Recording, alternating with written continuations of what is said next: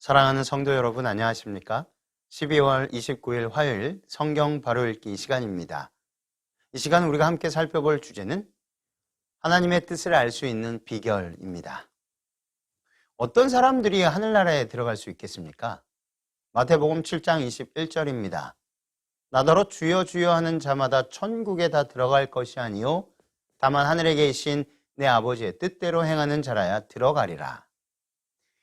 이 성경은 주여 주여 하며 하나님을 아는 체 하지만 아직 그의 계명을 불순종하는 자는 그 겉모습의 어떠함과 관계없이 거짓말하는 자요 진리가 그 속에 있지 아니하다라고 말합니다.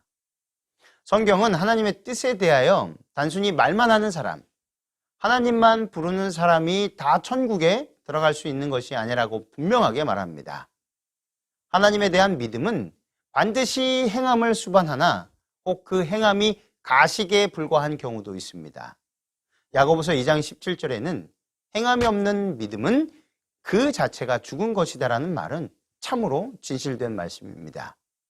이 마음에 말씀하시는 하나님의 음성을 듣고도 그들 자신이 선택한 길을 고집한 자들은 그 죄를 핑계할 수 없으며 참람될 위험이 있습니다.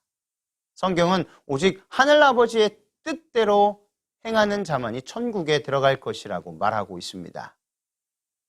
그렇다면 하나님의 뜻은 무엇이겠습니까? 데살로니가 전서 4장 3절입니다. 하나님의 뜻은 이것이니 너희의 거룩함이라.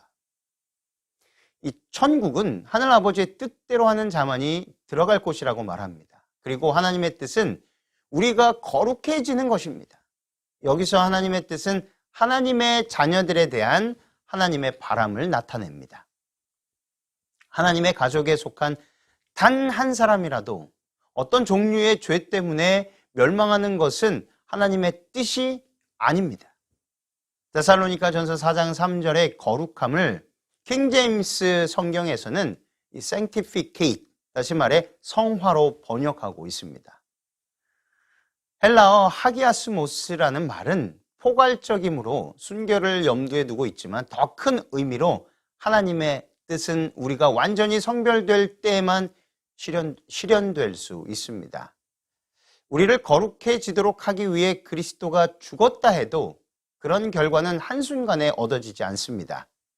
칭의는 회개한 죄인이 하나님의 용서를 받아들일 때 즉각적으로 이루어지지만 계속적인 은혜의 역사인 성화는 그렇지 않습니다.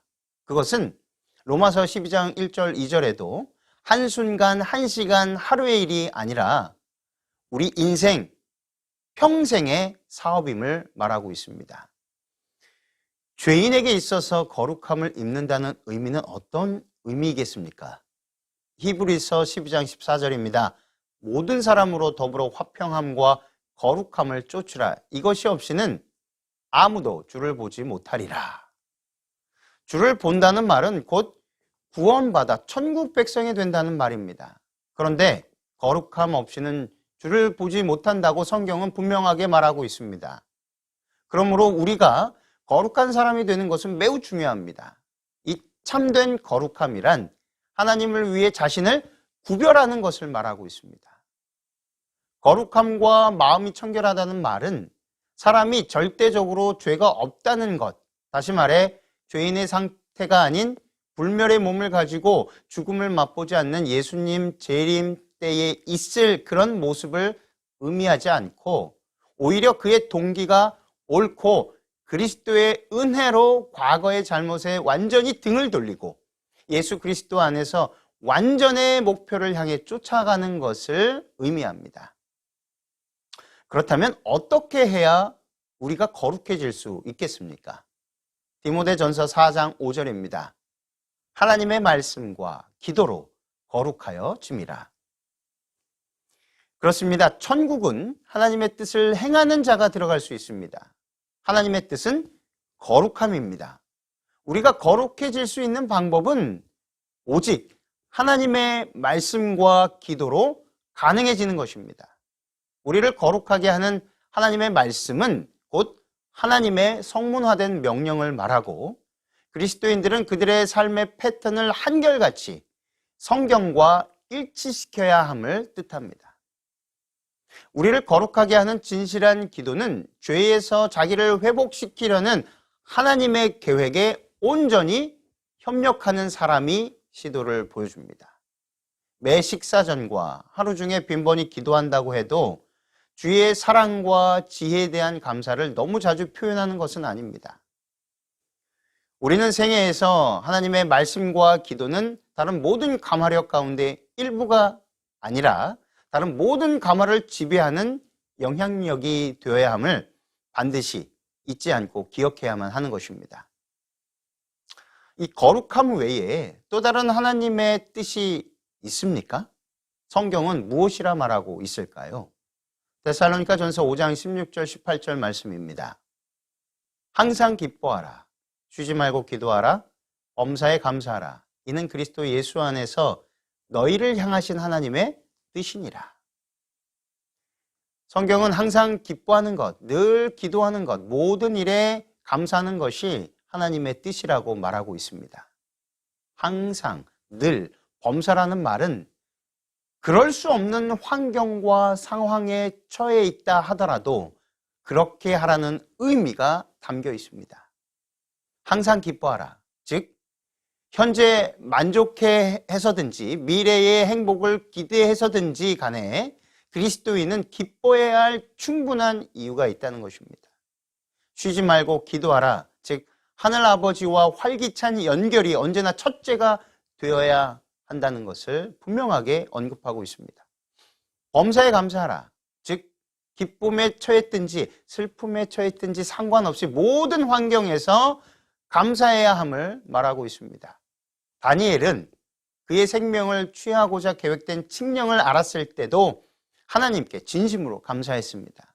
바울은 최악의 역경에서도 감사하는 인상적인 모본을 남겼습니다.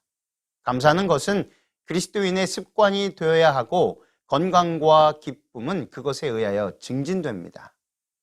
우리가 하나님의 뜻대로 순종하고 살아가면 우리를 무엇이라고 불러주실까요? 마가복음 3장 35절입니다. 누구든지 하나님의 뜻대로 하는 자는 내 형제요 자매요 모친이니라. 이 땅의 가족은 혈통으로 이루어지지만 그리스도인들은 하나님의 뜻 안에서 가족이 됩니다.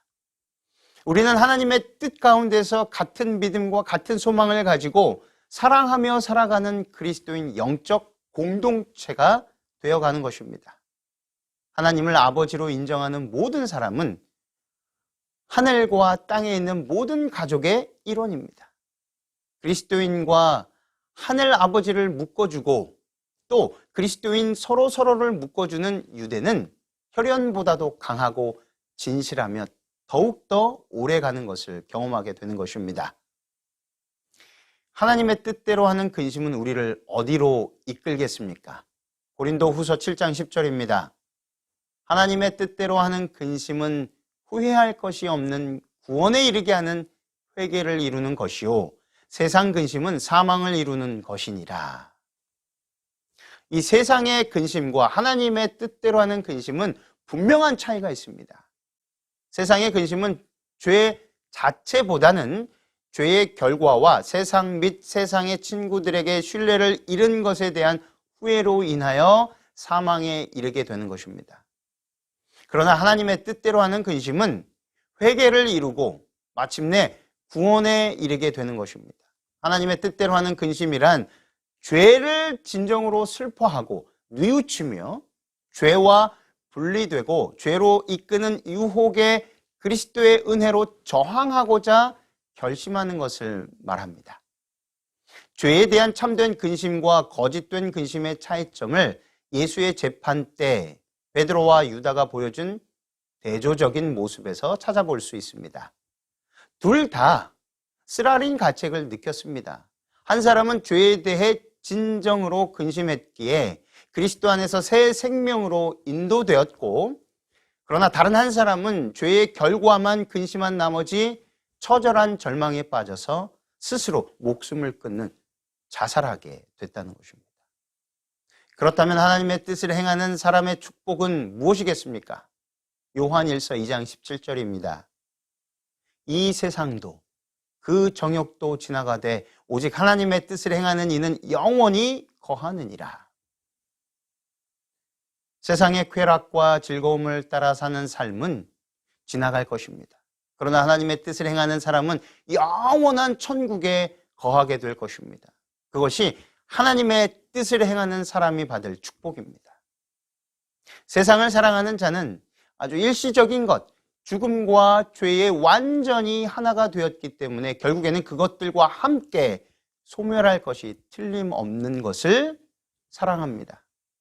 세상과 세상의 죄된 것들이 사라질 때 죄를 사랑하는 자 역시 사라지게 되는 것입니다.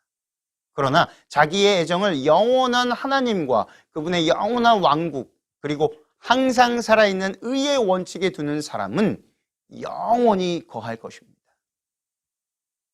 하나님의 뜻을 알기 위해 우리가 취해야 할 바른 태도는 무엇이겠습니까? 누가복음 22장 42절입니다. 가라사대 아버지여, 만일 아버지의 뜻이여든 이 잔을 내게서 옮기시옵소서. 그러나 내 원대로 마옵시고 아버지의 원대로 되기를 원하나이다 하시니, 하나님의 뜻에 대한 가장 중요한 태도와 자세는 하나님의 뜻이 어떤 것이든지 간에 수용하는 자세입니다. 또한 하나님이 주신 것이 궁극적으로 나에게 가장 좋은 것이라고 믿는 자세입니다. 그리스도는 십자가의 길을 가고 강요받지 않으셨습니다. 그분은 이 투쟁을 깊이 생각해 오셨습니다. 그분은 제자들에게 나는 받을 침례가 있으니 그를 이루기까지 나의 답답함이 어떠하겠느냐. 이제는 너희의 때요 어둠의 권세로다 라고 말씀하셨습니다. 내 원대로 마옵시고 아버지의 원대로 되기를 원하나이다 라는 의미는 예수께서 세상을 구원하시기 위하여 그의 생명을 지불하시기로 자원하셨다는 것을 뜻합니다. 사랑하는 성도 여러분, 예수님처럼 매일 매순간 하나님의 뜻을 행하며 살아가게 되시기를 간절히 바랍니다. 하나님은 우리가 연약하지만 하나님의 뜻대로 살려고 노력하는 마음을 보시며 기뻐하시고 우리를 인도하십니다. 하나님의 뜻은 거룩함이며 우리가 하나님의 거룩함을 입고 신의 성품에 참여하기를 원하십니다. 왜냐하면 하나님께서는 우리와 함께 영원토록 하나님과 우리가 서로 사랑하며 살기를 원하기 때문입니다. 우리가 거룩해질 수 있는 방법은 하나님의 말씀과 기도로 가능해집니다. 하나님의 뜻대로 살기 위해서는 쉬지 말고 기도해야만 합니다. 기도하지 않는 사람은 실수하고 나서도 아무런 가책을 느끼지 못할 것입니다. 기도를 많이 하는 사람은 실수하기 전에 양심의 가책을 느낄 것이지만 말씀대로 순종할 힘이 없을 것입니다. 기도를 아주 많이 하는 사람은 실수하기 전에 양심의 소리를 들을 것이요 말씀대로 살 힘도 얻을 것입니다. 땅을 버리고 하늘을 얻기 위하여 하루 3번 정한 시간에 기도하고 나머지 모든 시간은 기도하는 마음으로 살아가는 기도의 사람이 되시기를 주님의 이름으로 기도드리며 오늘 말씀을 마치겠습니다.